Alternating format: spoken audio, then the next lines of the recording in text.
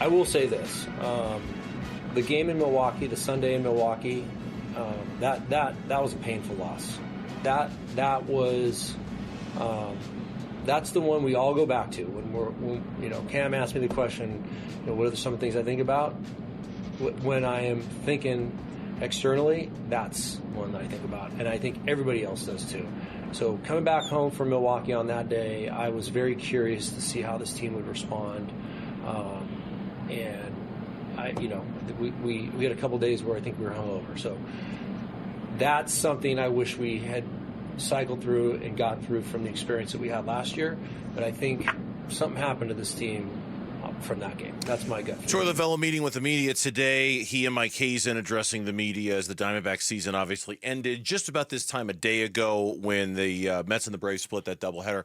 So when that happened and we knew the Diamondbacks season was done, Gambo and I were talking about games throughout the course of the season that kind of were the games, right? Like we're the one, and we could do this and pick a dozen games. We could pick 20 games if we wanted to.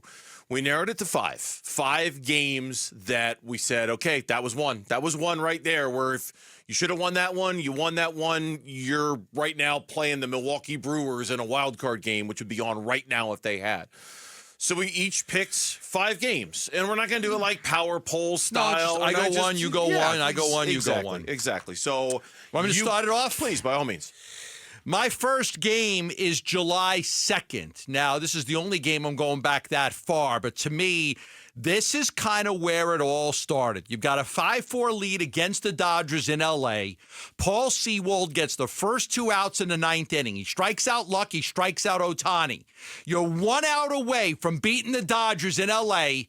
Smith doubles, Freeman doubles to right to score Smith and tie it, and Hernandez singles to left and Freeman scores. That was the start of the 4 blown saves, 3 in a row by Paul Sewald, but 4 in a calendar month that lost him his job. I think a lot of the damage for this season started with that blown save with 2 outs in the 9th against the Dodgers. They lost 6-5 on July 2nd. All right, a little bit of a cheat on this one for me. I, too, only chose 1 game from before they had the 7-game lead for the last playoff spot. Gambo, I am literally... whichever one of the Paul Sewald blown saves you want to pick, that's one of my 5. Whichever one. I mean, I had July 2nd on my list. I had July 5th in San Diego when the Diamondbacks took the lead on the Alek Thomas grand slam, but Sewald gave up the game-tying home run to Profar and the walk-off homer to Machado. The Sean Murphy game-tying home run off of Sewald on July 8th. The Joey Bart RBI double against the Pirates on July 28th. I don't care which one of those. Probably the Padres game, because that was the one where you battled back and Alek Thomas did the big heroic thing by hitting the grand slam, and then Sewald turns around and blows it. You just come off the series win against the LA Dodgers the series prior. I guess if I had to pick one, I'd pick the 5th. But any one of those 4 is number 5 on my list. You? Okay, I'm gonna go with September 28th. That's gonna be my second one. I was going in order, but I'm gonna go here. You lose 5-0 to the Padres with Randy Vasquez on the mound. That has to be one of the top 5 losses. You're going up against a AAA pitcher. This was just Saturday. AAA pitcher and Randy Vasquez. You get, 2 hits off of him? Or 1 hit off of him, 2 hits in the game? This offense wasn't able to score against a guy that just got called up from AAA. That was a brutal, brutal loss. I think that one matters. Randy Vasquez entered that game with a 5.18 ERA and a 1.59 whip. The 11th highest ERA and the 2nd highest whip of a pitcher with 90-plus innings this season, Gambo. That game is numero uno. That's number 1 for you. That's number 1 on... That was the game. The Diamondbacks lost the season that night, I thought. For me, number 4, I'm going to go back to, and I remember this game very well, Thursday, September 5th in San Francisco against the Giants. Diamondbacks had a chance for a sweep. They had already won the first 2 games of the series. Blake Snell threw a 42-pitch first inning and was pulled from the game by Bob Melvin. The Diamondbacks had that team on the ropes. They sent 8 to the plate in the first.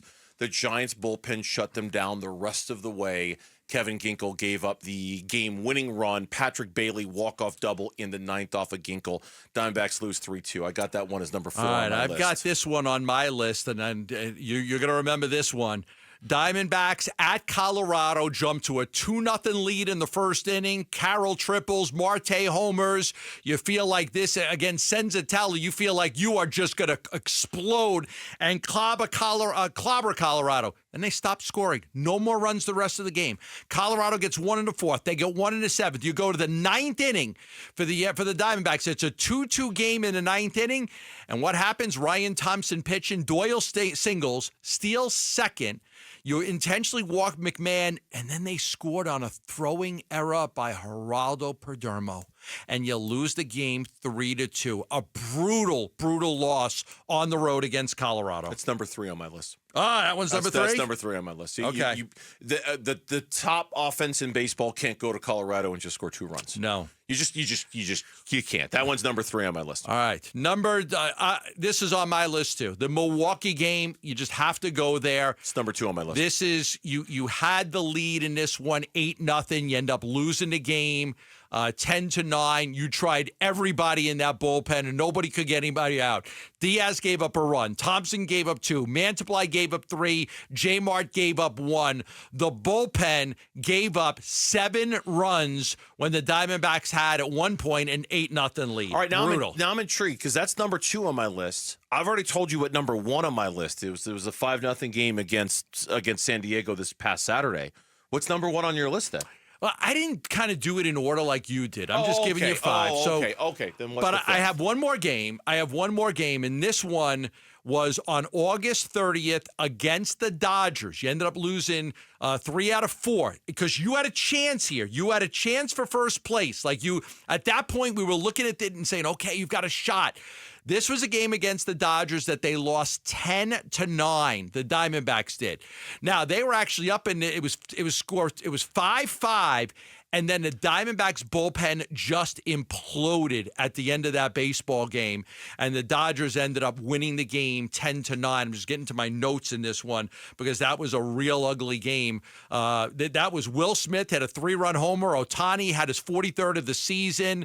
They stole a bunch of bases and they ended up winning that game. The Dodgers scored from 5-5. They got up 10-5. The Diamondbacks made a frantic comeback to make it 10-9, but fell a little bit short. Clearly, there are a lot of other games we could have chosen, but I think you agree, for me, most of my games I wanted to make after late August because that's when they had that 7-game lead. That's when they were in complete control of this. Thanks for watching Burns and Gambo. Click to see more from the guys and hit the button in the middle to subscribe so you never miss a video from Arizona sports.